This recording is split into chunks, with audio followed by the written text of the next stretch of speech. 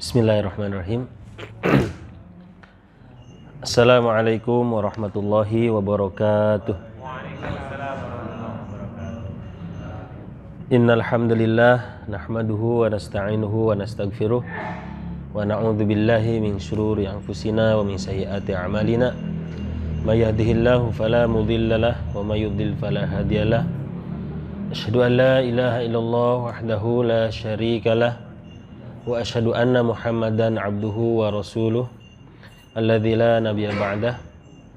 Allahumma shalli wa sallim ala nabiyyina Muhammadin wa ala alihi wa sahbihi wa man tabi'ahu bi ihsanin ila yaumiddin, amma ba'du.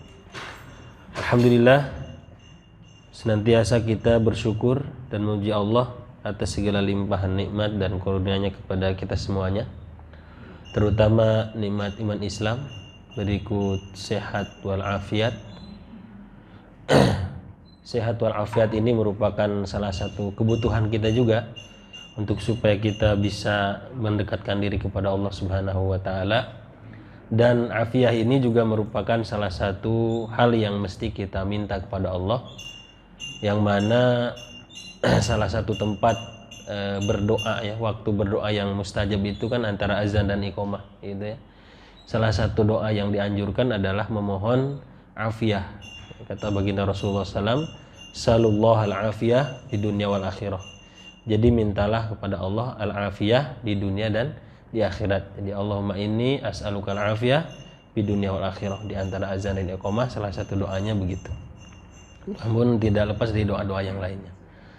Dan juga kita bersyukur atas kesempatan yang diberikan sehingga kita mampu untuk hadir di majelis ilmu ini, majelis yang mulia, majelis yang merupakan salah satu taman di antara taman-taman surga yang ada di dunia adalah majelis ilmu gitu ya. Kita bersyukur dikuatkan oleh Allah Subhanahu wa taala untuk hadir di tempat ini karena banyak saudara kita yang berbagai hal kondisinya, ada uzur syar'i dan lainnya sehingga tidak bisa menghadiri majelis ilmu ini. Kita bersyukur atas hal itu kepada Allah Subhanahu wa taala. Alhamdulillahirabbil alamin. Alhamdulillahilladzi bi ni'matihi tatimmus shalihat. Kemudian salawat salam tak lupa tercurah limpah selalu kepada baginda habibana wa nabiyana wa maulana Muhammad sallallahu alaihi wasallam, keluarganya, para sahabatnya, tabi'in, tabi'ut tabi'in, sampai kita semuanya sebagai umatnya. Semoga kita istiqomah di atas sunnah-sunnahnya dan dengan ikhtiar kita menjalankan sunnahnya tersebut dan sholawat dirutinkan, diistiqomahkan pada hari kiamat kelak mendapatkan syafaatnya, amin. Bapak Ibu yang dirahmati Allah Subhanahu wa taala, insyaallah pada malam hari ini, pada sore hari ini kita lanjutkan kembali bahasan kita yang tertunda, yang insyaallah pada pertemuan ini kita akan coba membahas bagian saudara perempuan seayah ya. Yang mana sebelumnya sudah disampaikan insyaallah dari suami seterusnya sampai kepada saudara laki-laki seayah ya. Sudah sebentar lagi selesai untuk kalau dalam kursus itu level basic lah ya. Level basic itu cukup untuk kita diterapkan karena kalau di level advance gitu masalah-masalah khusus aja gitu ya. Tapi yang paling utama adalah level basic ini level dasar yang memuat skema kewarisan Islam itu. Karena ya yang buku yang saya pegang yang disusun oleh Ustaz Hendra ini memang kekuatannya adalah di Syajaratul Miros ya, skema kewarisan, yang mana dari situ kita bisa memudahkan untuk memahaminya gitu ya. Karena saya pribadi secara pengalaman itu kalau dalam kitab-kitab klasik memang tidak bentuk skema ya, bentuknya deskripsi atau narasi saja, sehingga perlu daya tangkap yang kuat, pemahaman yang kuat kepada deskripsi tersebut gitu ya. Dan ini merupakan bentuk daripada ijtihad beliau dengan gurunya sehingga memudahkan kita untuk memahaminya gitu ya, ilmu waris ini. Dan alhamdulillah sekarang kita lihat banyak sekali para asatid lembaga yang bergerak untuk coba menerapkan kewarisan Islam gitu ya. Karena ilmu kewarisan Islam ini merupakan ilmu yang ternyata Rasulullah gambarkan yang akan lebih dulu hilang gitu ya. Dan sekarang juga sudah mulai nampak sepertinya gitu ya. walaupun terlihat banyak asatid yang menyampaikan, tapi penerapannya di lapangan ya begitulah adanya. Tapi mudah-mudahan kita yang hadir di sini Allah kuatkan untuk mengamalkannya. Baik. Untuk saudara perempuan sekandung ini, untuk dalil yang berlandaskannya itu surat An-Nisa ayat 176, ayat terakhir, sama dengan dalil saudara sekandung. Ya, Allah istilahkan saudara ini dengan al-kalalah. Apa itu kalalah? Kalalah itu adalah laisa lahu usul wa laisa lahu walad. Jadi mayitnya itu tidak meninggalkan usul, ya usul itu asalnya dia, ayah, ibu dan seterusnya, dan tidak meninggalkan juga keturunan, gitu ya. Maka muncullah bagian untuk saudara. Karena kalau ada usul dan furu', saudara ini ya nggak nyampe ke saudara bagian itu. Misalkan kalau ada anak laki-laki, ya sudah selesai di anak laki-laki, saudara itu terhalang gitu kan. Atau misalkan ada ayahnya, ya saudara terhalang gitu. Karena nggak adanya usul dan furu' ini atau usul dan walad ini, maka muncullah saudara-saudara ini sebagai ahli waris yang mendapat bagian dan tidak terhalang gitu ya. Baik. Bagian-bagian yang mungkin diperoleh oleh saudara perempuan saya ini sama halnya dengan, bukan sama ya, ada beberapa yang sama dengan cucu perempuan gitu ya. Dan tambahan-tambahannya hanya nambah dengan asobah ma'al goir gitu ya. Baik. Sebelumnya sudah mungkin insya Allah sudah dipahami bagian-bagian daripada saudara-saudara sekandung ya, kemudian suami istri dan seterusnya ya.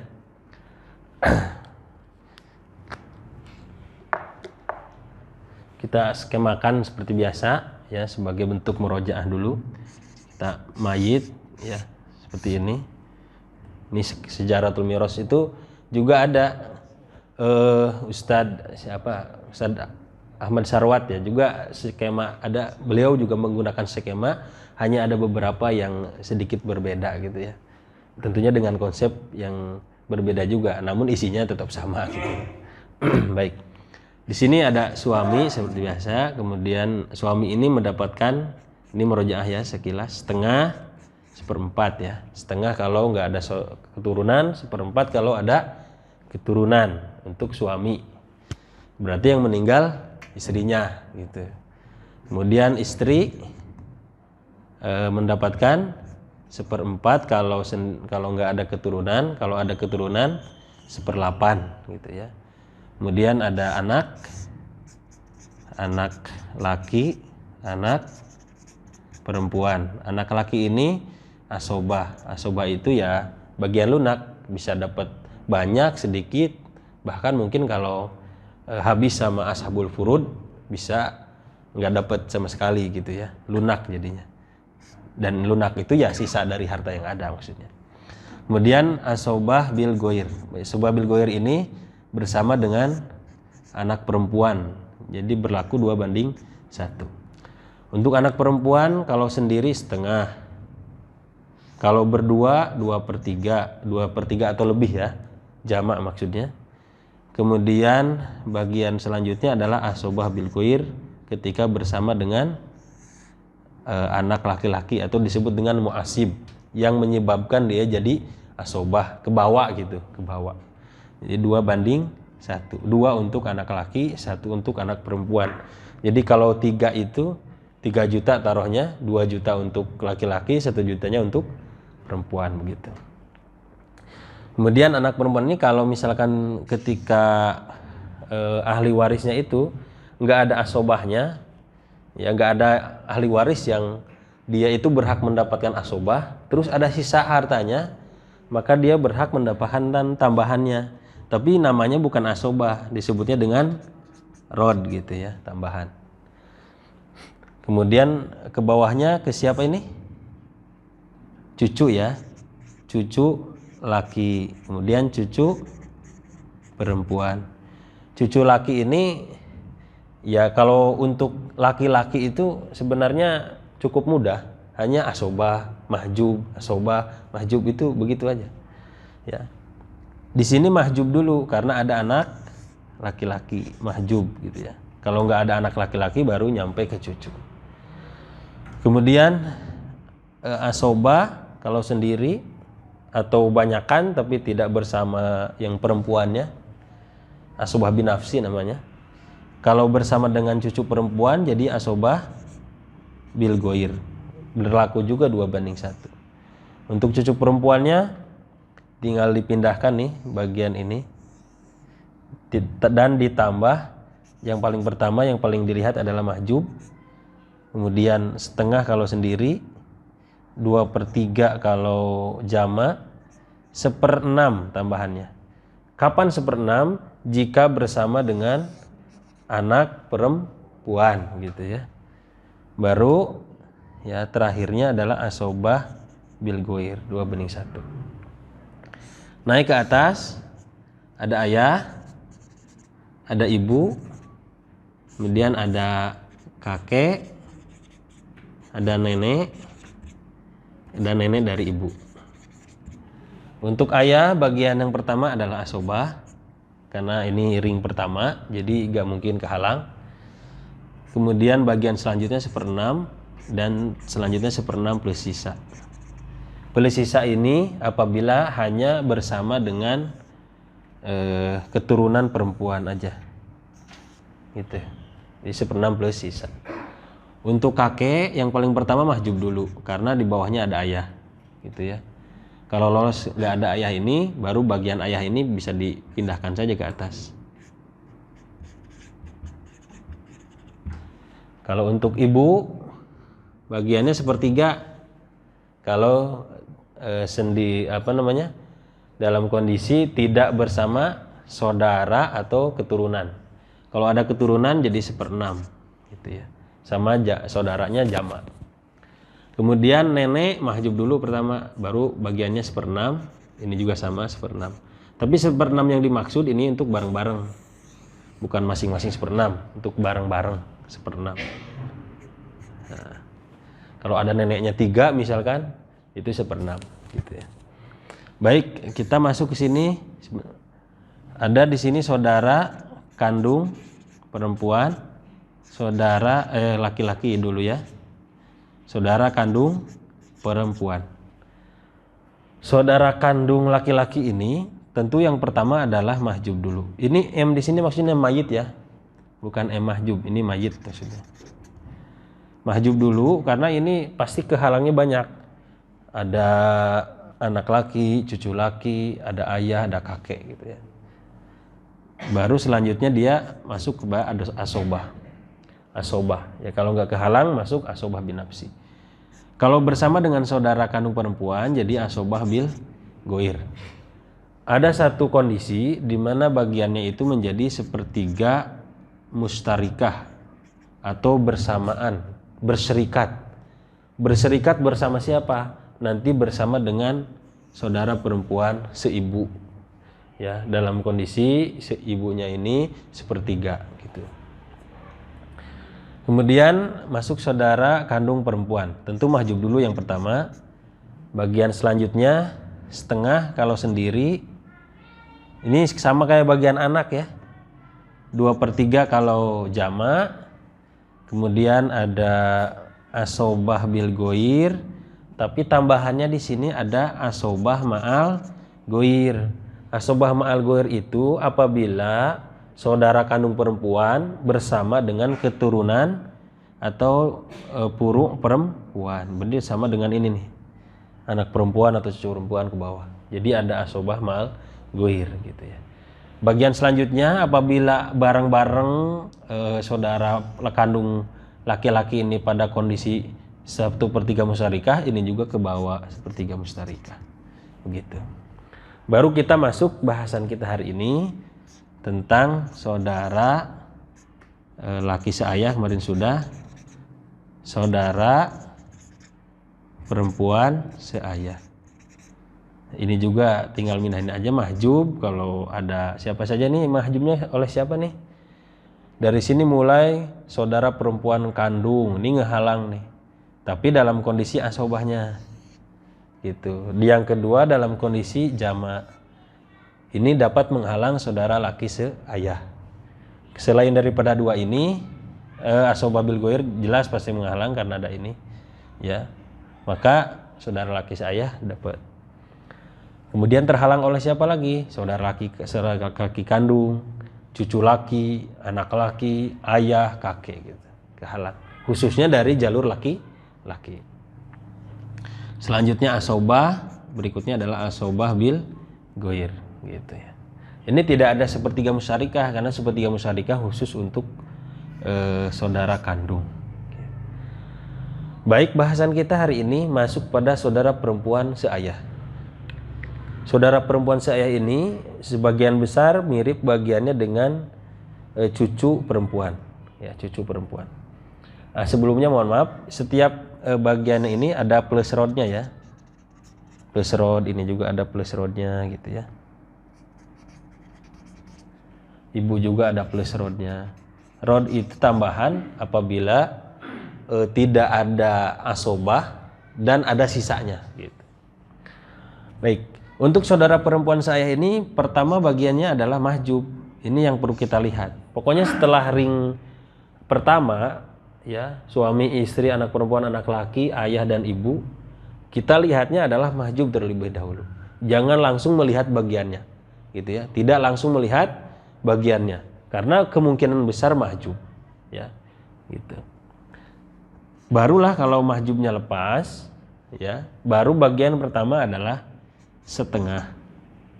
Setengah itu apabila sendiri dan tidak ada yang menghalang, jelasnya tidak ada yang menghalangnya. Siapa yang menghalangnya? Yang tadi disebutkan itu ya, menghalang semuanya itu gitu ya.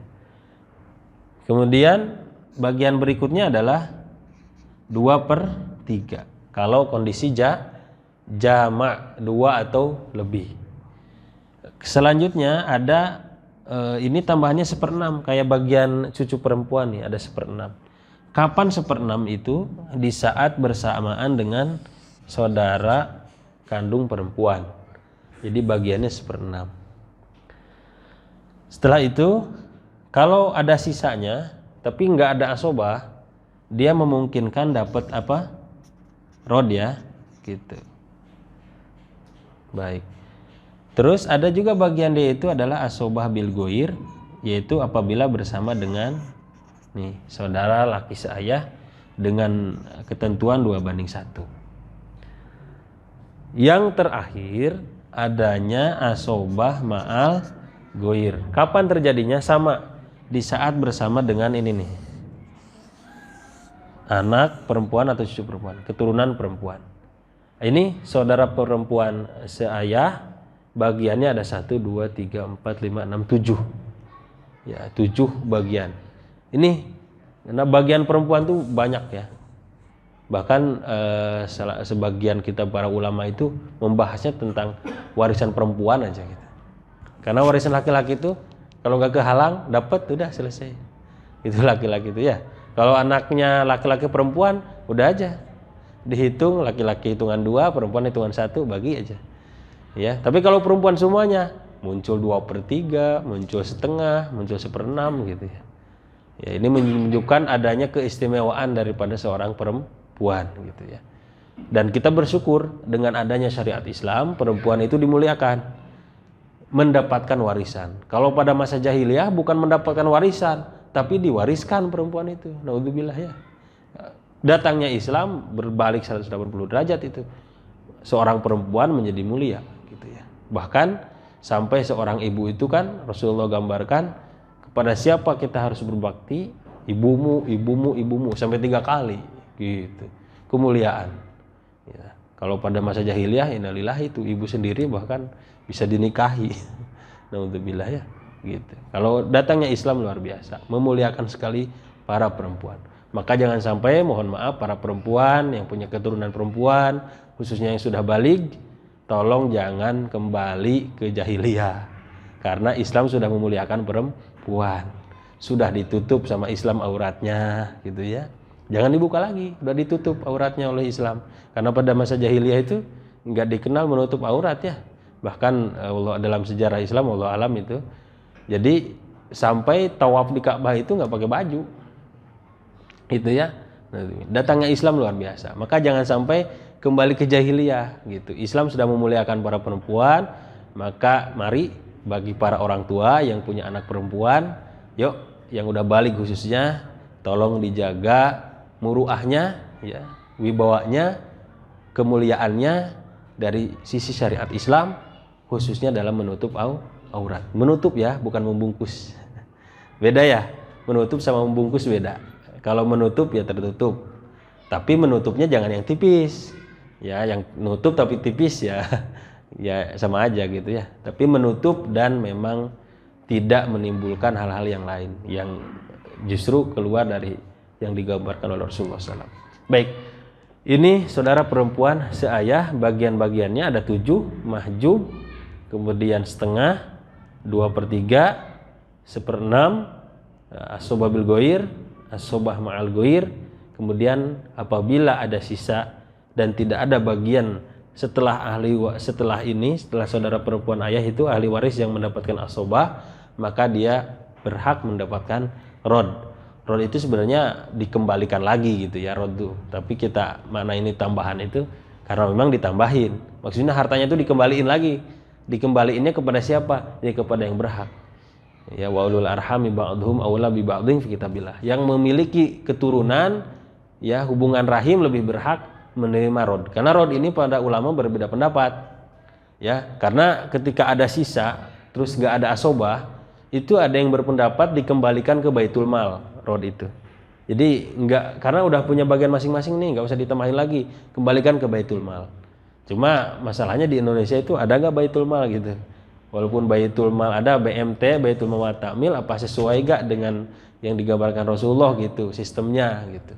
Sehingga belum ada negara kita belum mengelola itu. Jadi ya pendapat kedua yang digunakan dan itu mayoritas menggunakan pendapat kedua di mana diberikan kepada yang memiliki hubungan dekat dengan si mayit ya, wa ulul arham yang memiliki garis keturunan kerahiman kepada mayit aula bi ba'dhin fi kitabillah, lebih diutamakan dalam kitab Allah itu.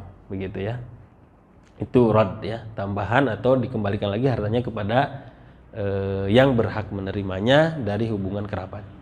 Kita masuk pada contoh-contoh ya, aplikasinya. Bismillahirrahmanirrahim. Ya, aplikasinya seperti apa? Ini contoh-contoh. Yang pertama dalam kondisi mahjub. Mahjub ya.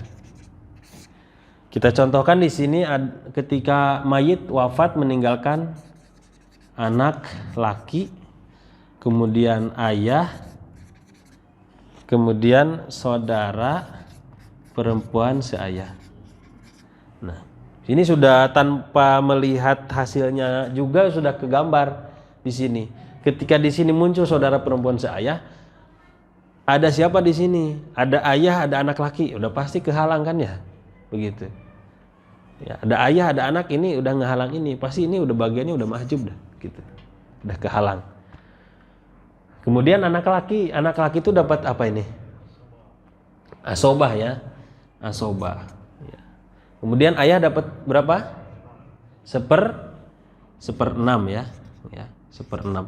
Karena ada anak laki-laki sebagai turunan, ayahnya yang asalnya asobah itu jadi menurun. Ini disebut dengan hijbun nukson.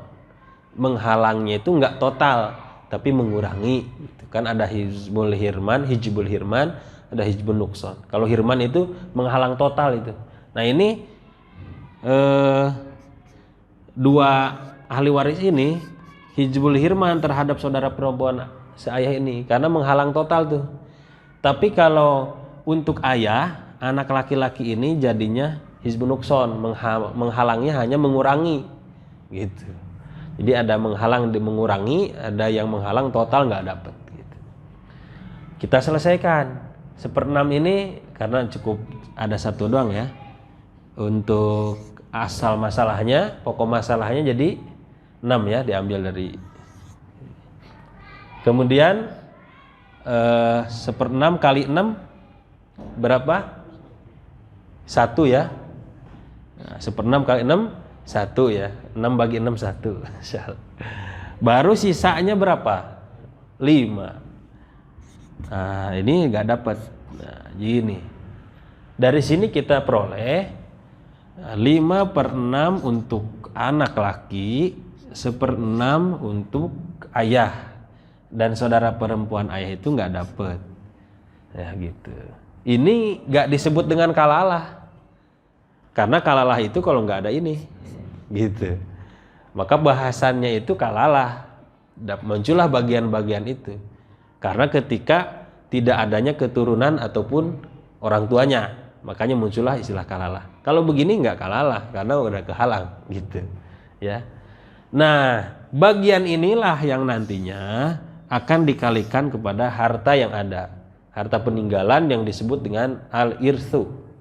Karena ada 2 istilah, ya saya ambil murojaah. Ada at-tirkah, ada al-irthu. Kalau tirkah itu brutonya lah, kotor. Harta kotor, belum dipotong mungkin hutang, belum dipotong pengurusan jenazah, belum dipotong lain-lainnya, wasiat gitu ya.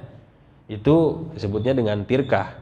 Kalau sudah bersih disebut dengan al-irth, dan itulah yang dibagikan. Gitu. Jangan sampai membagikan harta hutangnya nggak dipenuhi dulu gitu ya.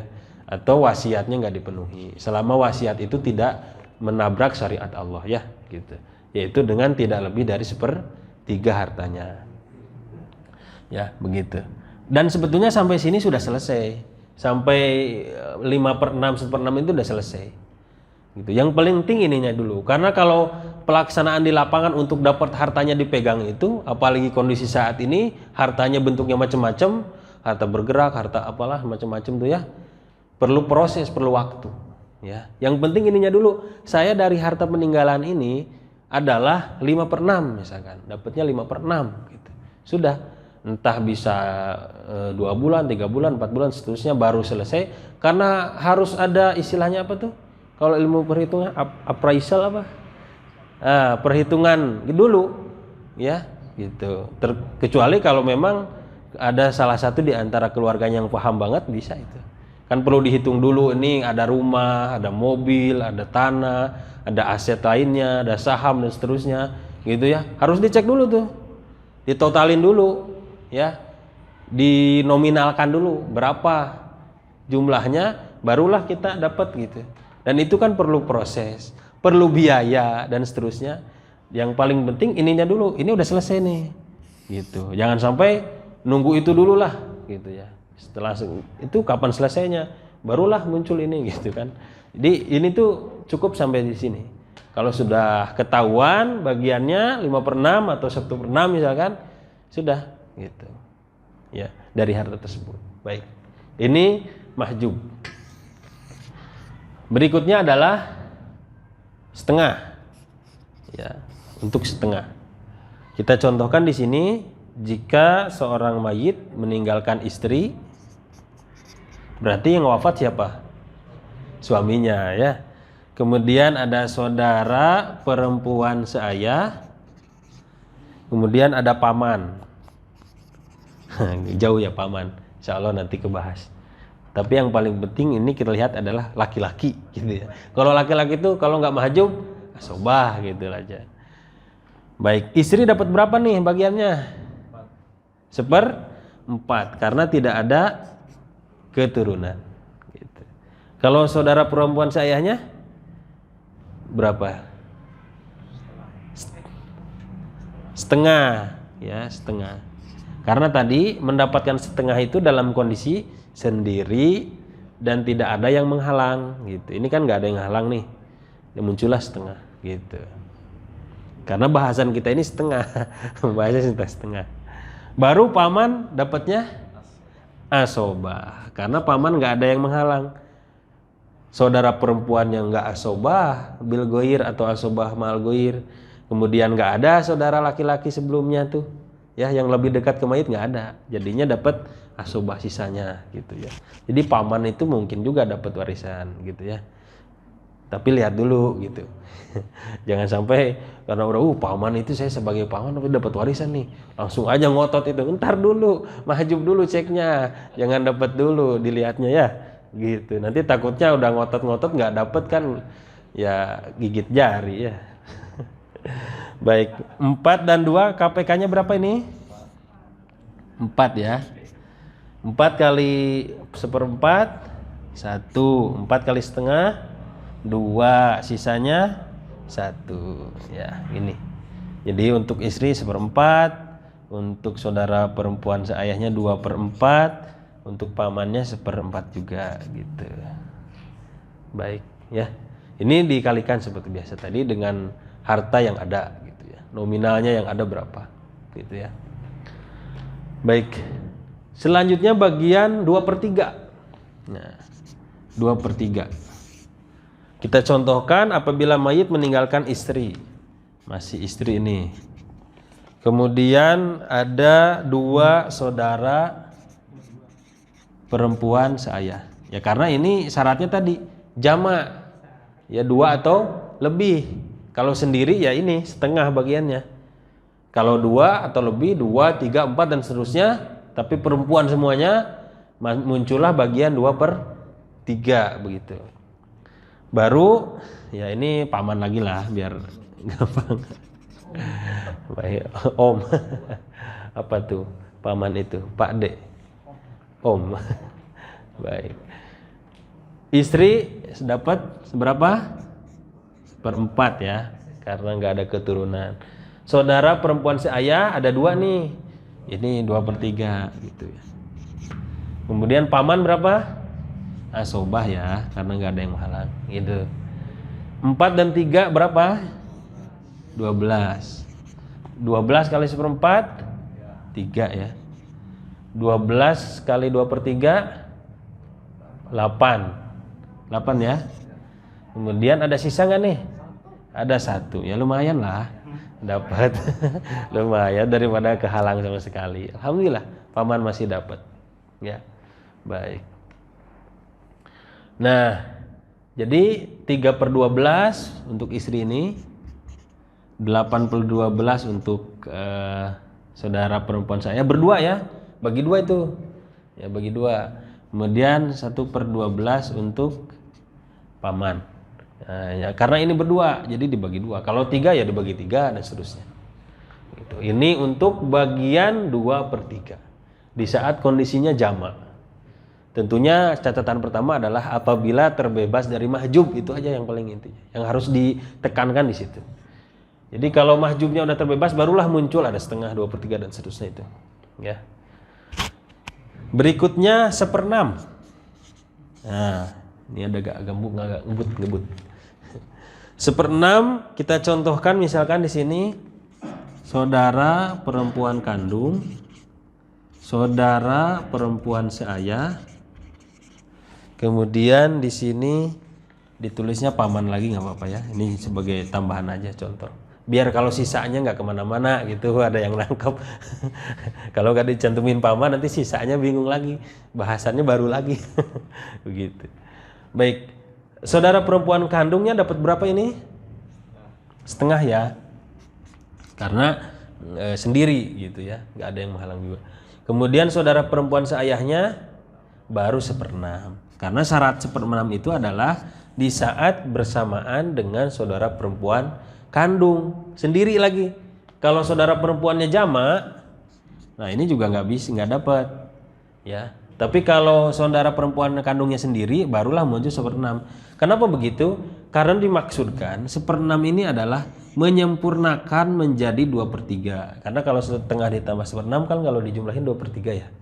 Gitu. Untuk takmilah litsulusain, menyempurnakan menjadi 2/3 untuk bagian perempuan tersebut gitu. Ya. Jadi catatannya kalau saudara perempuannya banyak, ya saudara perempuan seayahnya ini kehalang gitu. Karena sendiri barulah muncul 1/6. Bagaimana untuk paman? Asobah lagi ya.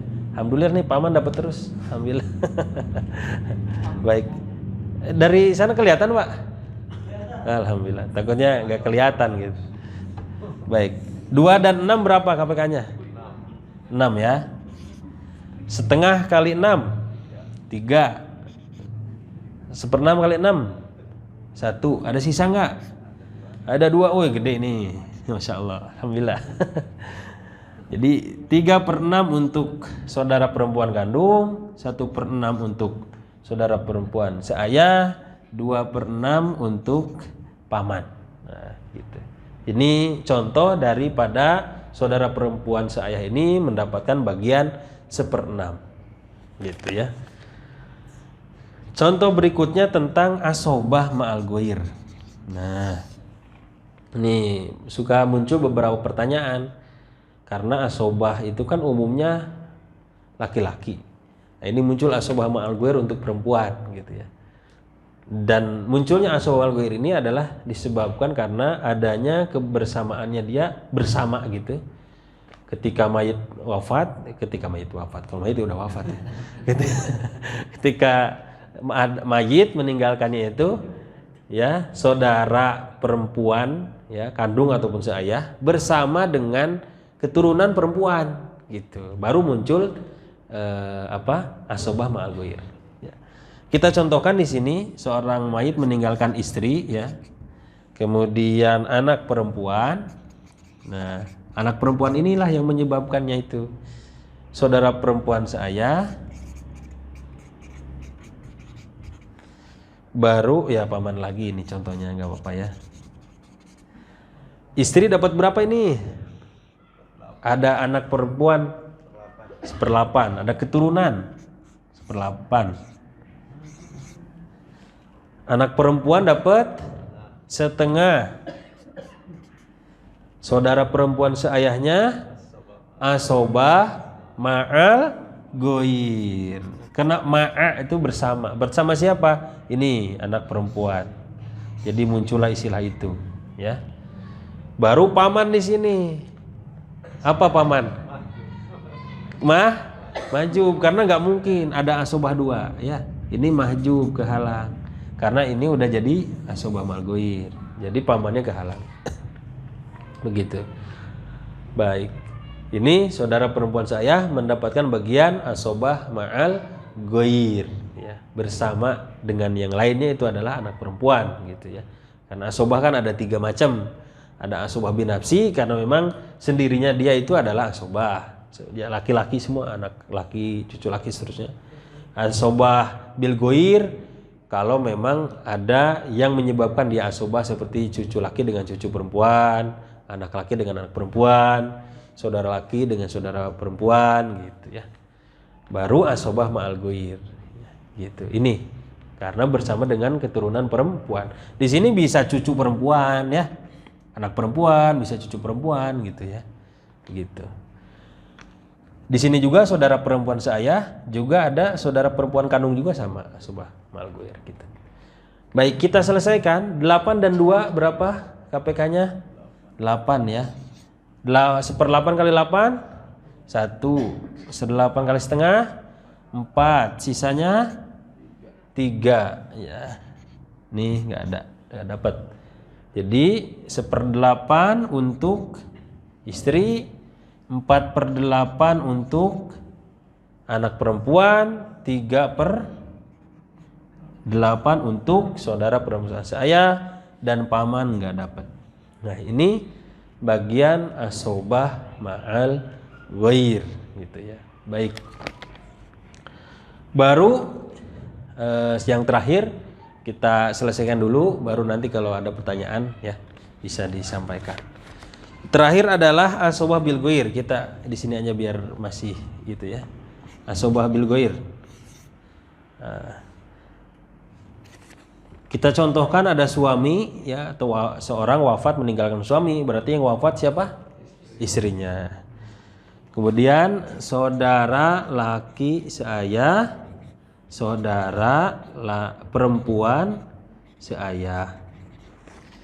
Baru di bawahnya misalkan mau siapa aja nih, paman lah yang mudah gitu. Paman lagi.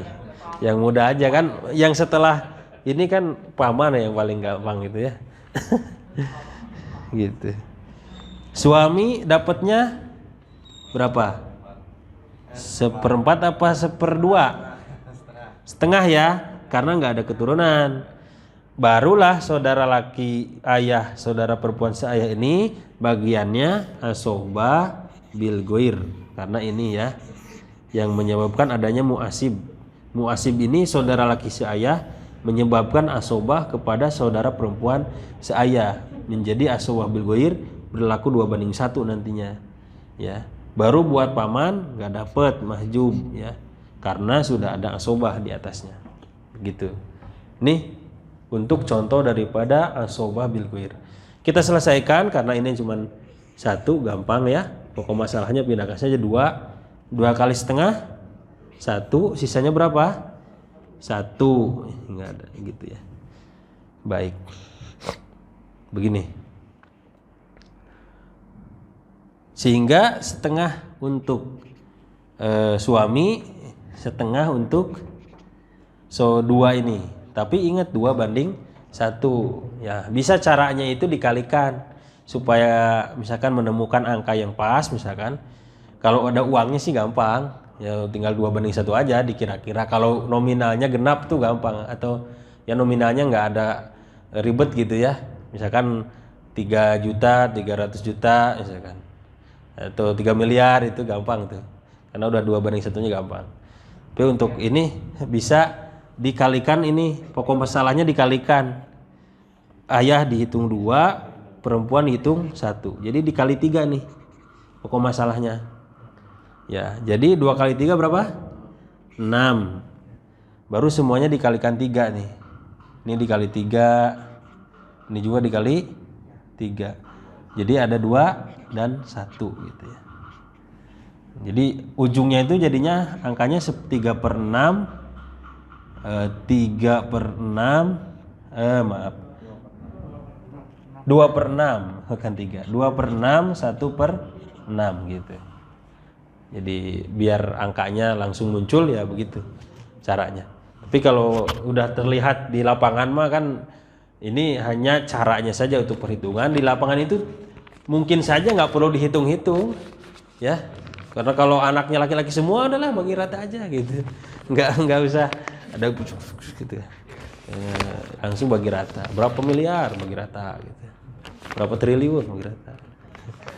Ya kemarin tuh apa tuh yang pengusaha yang dituntut berapa triliun ya, nggak di sana, ya dituntut berapa triliun gitu. Masya Allah, pantas dituntut triliunan. Kalau cuma 2 juta kayaknya nggak nuntut. Dilasan aja lah gitu, buat ngurusin ke ini juga cukup. Iya, baik. Ini bagian-bagian untuk saudara perempuan seayah. Jadi yang pertama mahjub apabila ya terhalang oleh siapa saja itu, ada anak laki, cucu laki, ayah, kakek, saudara laki sekandung, saudara perempuan sekandung dalam kondisi asobah ma'al ghair ya, kemudian saudara ya sampai di situ. Yang menghalang saudara perempuan seayah. Kalau mahjubnya lewat, muncullah angka setengah, 2/3, 1/6, asobah ma'al ghair, asobah bil ghair, dengan ketentuan-ketentuan yang tadi sudah dijelaskan. Baik, sampai di sini pembahasannya untuk saudara perempuan seayah gitu ya. Baik, ada waktu beberapa menit sampai isya. Jika ada yang ditanyakan atau berkaitan dengan kasus-kasus yang ada di sekitar kita, terutama yang ada di keluarga kita, ya silahkan. Nggak usah, saya anaknya laki-laki semua gitu ya, insyaallah. Jadi begitu ya.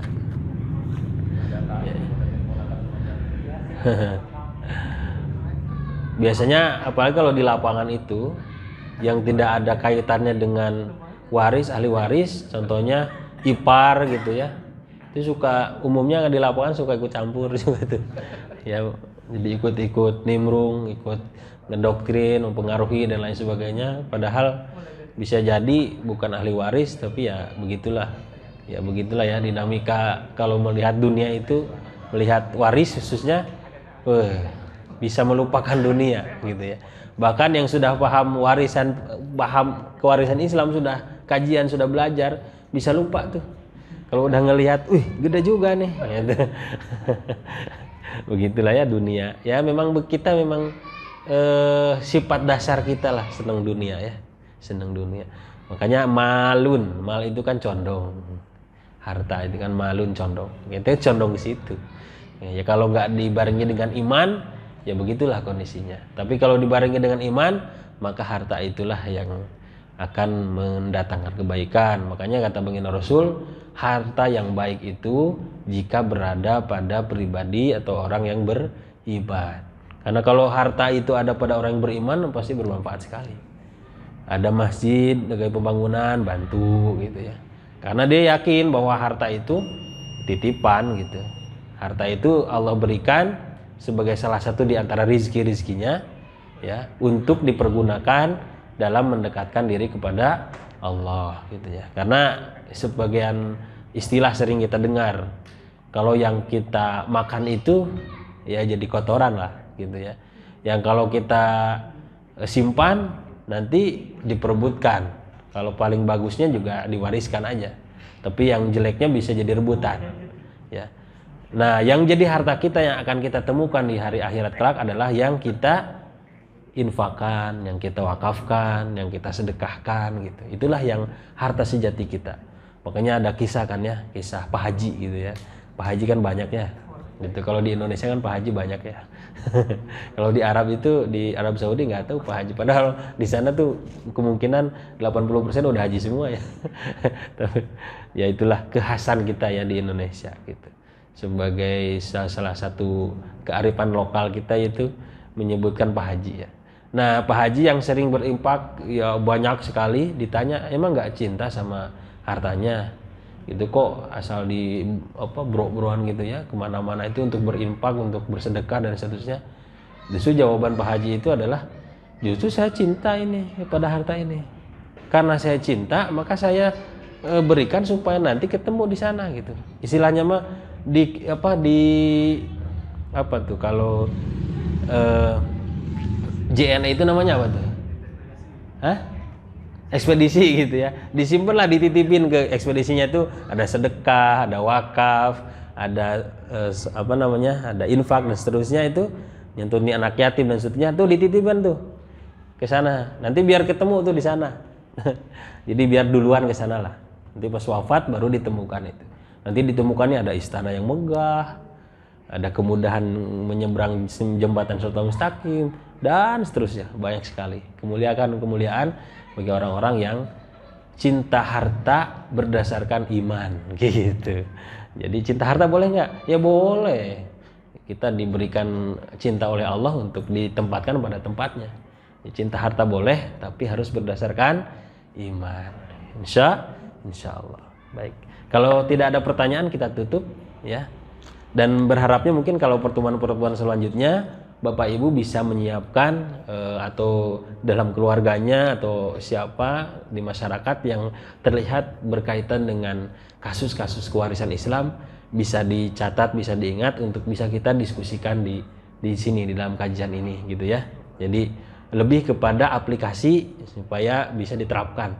Kalau ini kan hanya teori, dan kalau akan tentunya antara teori dan praktik itu sering kali berbeda dalam proses penerapannya. Ya, ada kondisi-kondisi tertentu yang mana teori terkadang tidak bisa diterapkan di lapangan gitu ya. Maka perlu adanya diskusi tentang kasus-kasus yang ada, yang terjadi begitu. Baik, terima kasih Bapak Ibu yang dirahmati Allah. Mudah-mudahan apa yang disampaikan ini bermanfaat, khususnya untuk diri saya pribadi, umumnya untuk kita semuanya, agar kita berusaha menjalankan syariat Allah yang Allah wasiatkan dalam Al-Qur'an ini ya.